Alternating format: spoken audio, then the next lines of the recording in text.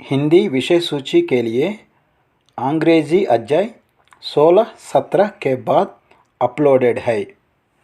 श्री साई सच्चरित्र हिंदी अध्याय 1।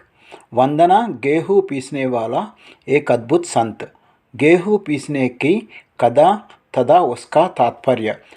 पुरातन पद्धति के अनुसार श्री हेमट पंत श्री साई सच्चरित्र का आरंभ वंदना द्वारा करते हैं।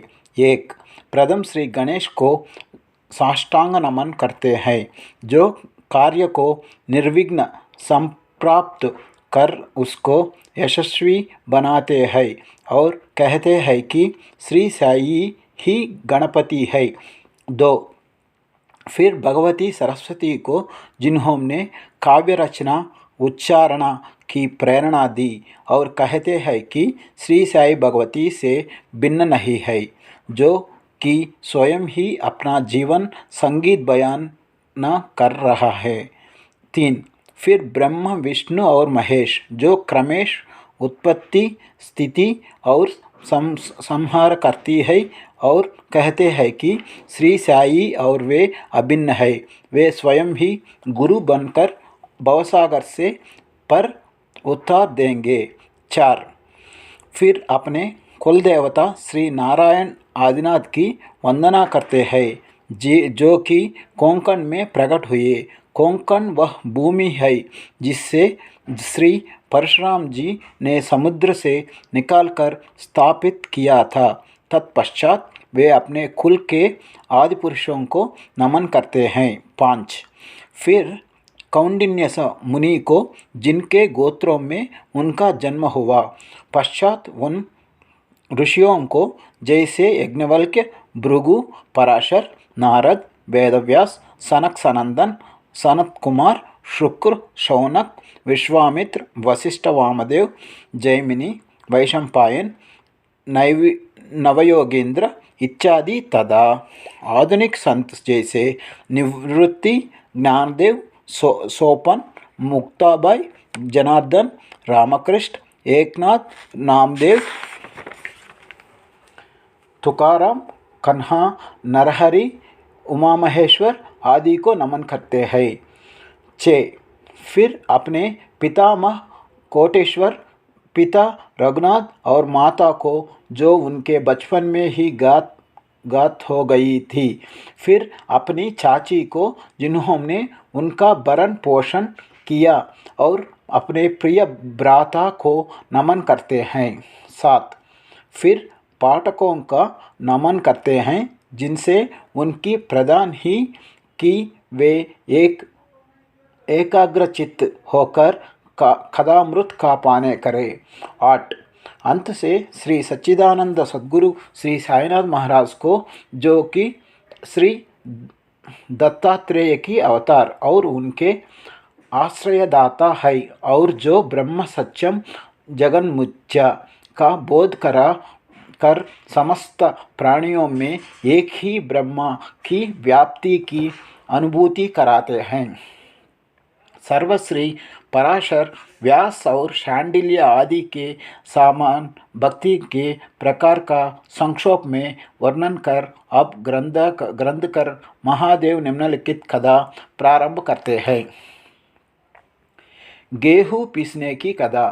सन 1910 वर्ष में मैं एक दिन प्रातःकाल श्री साई बाबा के दर्शनार्थ मस्जिद में गया। वहाँ का विचित्र दृश्य देखकर मेरे आश्चर्य का ठिकाना न रहा कि साई बाबा मुँह हाथ धोने के पश्चात चक्की पीसने की तैयारी करने लगी। उन्होंने फर्श पर एक टाट का टुकड़ा बीछा, उस पर हाथ से पीसने वाली चक्की रखी। उन्होंने कुछ गेहूँ डालकर पीसने आरंभ कर दिया।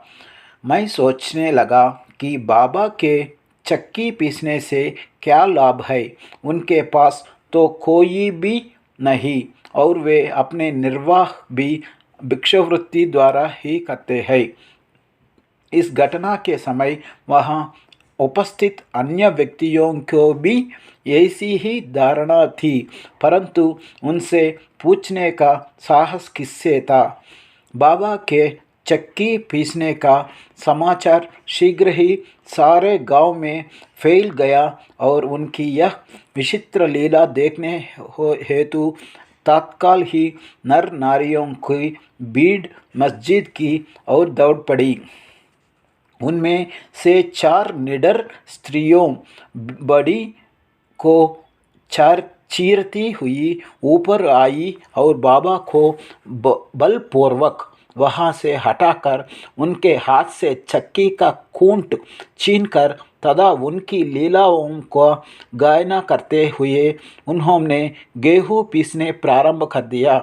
पहले तो बाबा का क्रोधित हुए, परंतु फिर उनका भक्तिभाव देख वे शांत होकर मुस्कुराने लगे।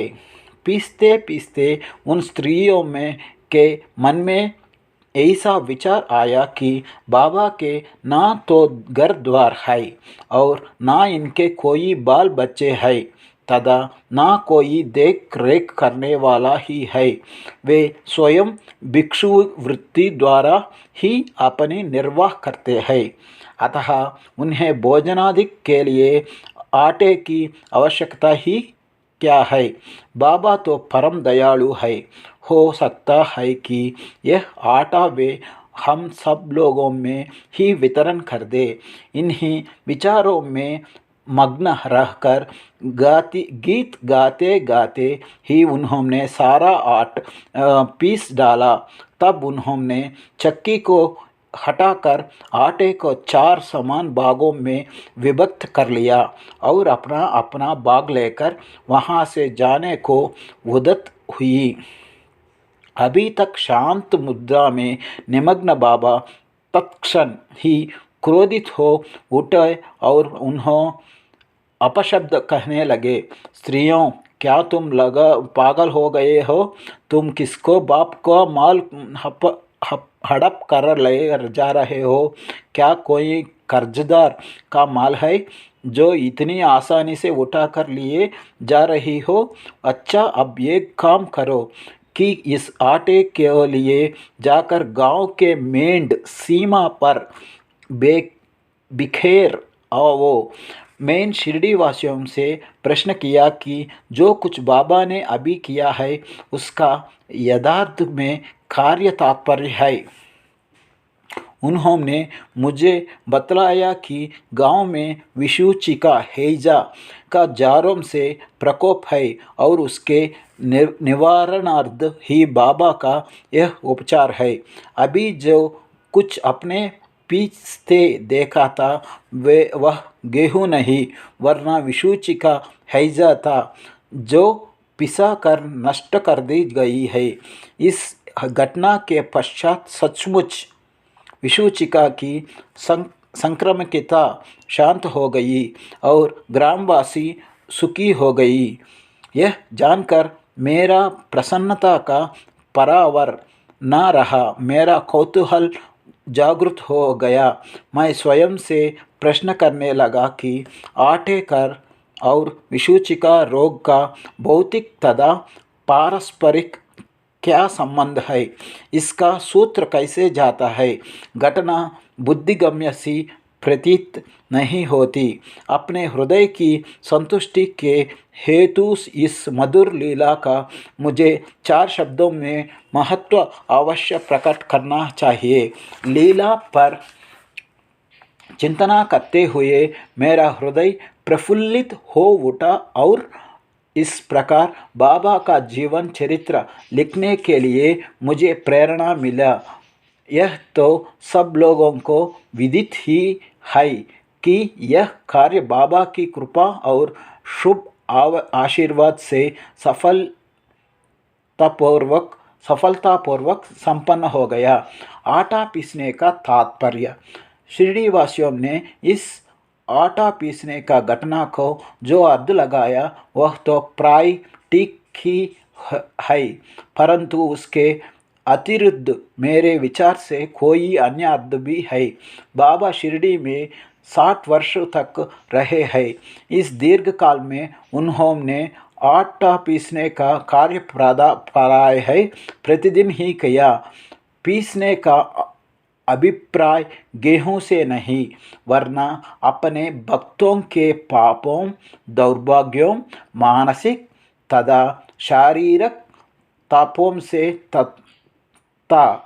उनकी चक्की के दो पाटे में ऊपर का पाट भक्ति तथा नीचे का कर्म था। चक्की की मुठियाँ जिसे पकड़कर वे पीसते थे वह था ज्ञान। बाबा का दृढ़ विश्वास था कि जब तक मनुष्य के हृदय से प्रवृत्तियाँ, आसक्ति, घृणा तथा अहंकार नष्ट नहीं हो जाते, जिनका नष्ट होने अत्यंत दुष्कर है, तब तक ज्ञान तथा आत्मानुभूति संभव नहीं है।